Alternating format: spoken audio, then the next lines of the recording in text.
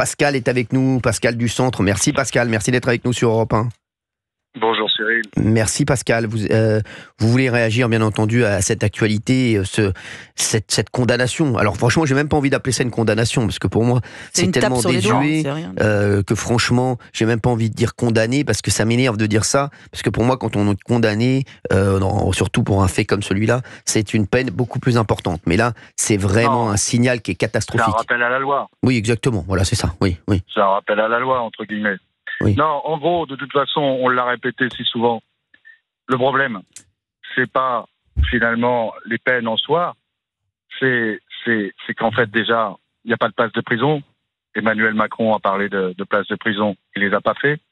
Mais... Parce que là, normalement, même si c'est 2 semaines de prison, entre guillemets, il doit y avoir quelque chose de plus ferme. Je vais vous donner un exemple qui va de toute façon au-delà de ça. Il n'y a pas de fermeté. Nous serons toujours tous des grands enfants. Et on a tous, à n'importe quel âge, aussi intelligent ou bête soit-on, besoin d'un cadre. Quand il n'y a pas de cadre et qu'il n'y a pas de fermeté, les gens se croient tout permis et on va continuer à aller là-dedans. Par exemple, un OQTF, c'est pas OQTF, on pourrait mettre un J à la fin pour les Japonais. Au bout de 48 heures, c'est exécuté, on n'est plus là. Exactement. Et c'est ça dans tous les domaines. Mais tant c'est qu'on ça. aura du laxisme dans tous les domaines. Mais vous savez, moi, ça va continuer. Je me pose une question. Je me pose une question, Pascal. Est-ce que c'est du laxisme ou est-ce que c'est une volonté politique aussi je pense. Le laxisme, à un moment, moi, j'en parle souvent ici. On le met sur le compte de beaucoup de non-décisions.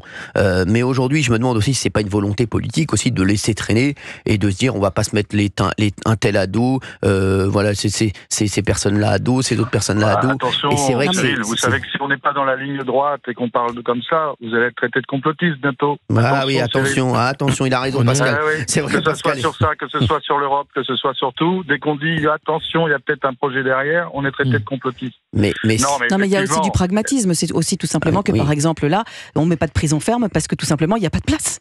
Donc, voilà, dans les prisons, il n'y a pas de place. Non, celui-là, on pouvait le mettre en prison si on voulait. Non, faut où pas. tu le mets ? Il n'y a pas de place pour les petites peines. Donc, ça remet chaque jour, il y a des gens qui rentrent en incarcération et d'autres qui sortent. Chaque jour. Donc, si on voulait faire rentrer celui-ci en incarcération, on le pouvait, on en trouvait une, on parle d'un individu.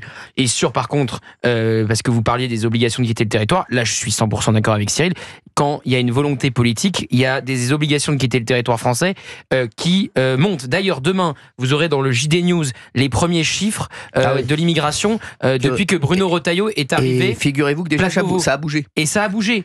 Donc quand il y a une volonté politique, évidemment qu'on peut avoir des résultats. Mais oui, ça demande de se faire mal, ça demande de se fâcher avec tel ou tel pays d'origine, de prendre des mesures de rétorsion. Évidemment, si on reste dans son fauteuil à l'Élysée tranquillement et qu'on va pas au front, il se passe rien. Mais ce monsieur-là, si on voulait l'envoyer en prison, on pouvait l'envoyer en prison. Hein. Non, excusez-moi, on peut pas, Valérie a raison, on peut pas dans quel sens ? La prison, c'est comme les urgences. Aux urgences, on prend la plus grosse blessure en priorité, même si les urgences sont blindées, qu'il y en a qui sont arrivés avant. Celui qui aura fait quelque chose de plus grave encore ira en prison avant ce monsieur. Et vu qu'il n'y a pas assez de place, on n'est pas dans des cas les plus graves. Il n'a même pas pris de la prison avec sursis. Dans ce cas-là, il aurait pris de la prison avec sursis. Il prend que 600 € d'amende et un stage de 5 jours. Dans les réquisitions, le procureur voulait l'envoyer au mémorial de la Shoah pour qu'il se rende compte que c'était... Même ça, ils ont refusé. L'envoyer au mémorial de la Shoah, c'est pas une question de place. Oui, c'est sûr. C'est sûr, mais de toute façon, vous allez voir qu'à un moment, ils vont s'en mordre les doigts. Parce que il s'est passé quoi cet été, les Jeux Olympiques ? Ils ont montré qu'en fait, pendant les Jeux Olympiques, on pouvait avoir un pays ultra sécurisé, ultra en paix, parce qu'il y avait une fermeté, il y avait du monde, il y avait les forces de l'ordre, il y avait de la fermeté. Ouais. Ils ont prouvé, et ce qui fait que depuis ce jour-là, ils pourront toujours dire oui, mais vous comprenez, on n'a pas assez de moyens. Oui, mais vous nous avez prouvé qu'en mettant les moyens et qu'en faisant preuve de fermeté, on pouvait vivre dans un pays en paix et vivre en sécurité, marcher tranquillement dans la rue, etc., etc. Donc c'est la fermeté, et encore la fermeté. Après, vous savez ce qu'ils vont vous dire, Pascal, ils vont vous dire oui, mais parce que là, on a concentré toutes les forces de police et de gendarmerie sur un site, mais en vrai, oui, mais ce qu'aimerait Pascal, et ce qu'aimeraient les Français, que c'est sous-dimensionné. Exactement. Ils ont prouvé que c'est sous-dimensionné. Et ce que dit Pascal, et ce que je comprends tout à fait ce que dit Pascal. Pascal, qu'est-ce qu'il est en train de nous dire ?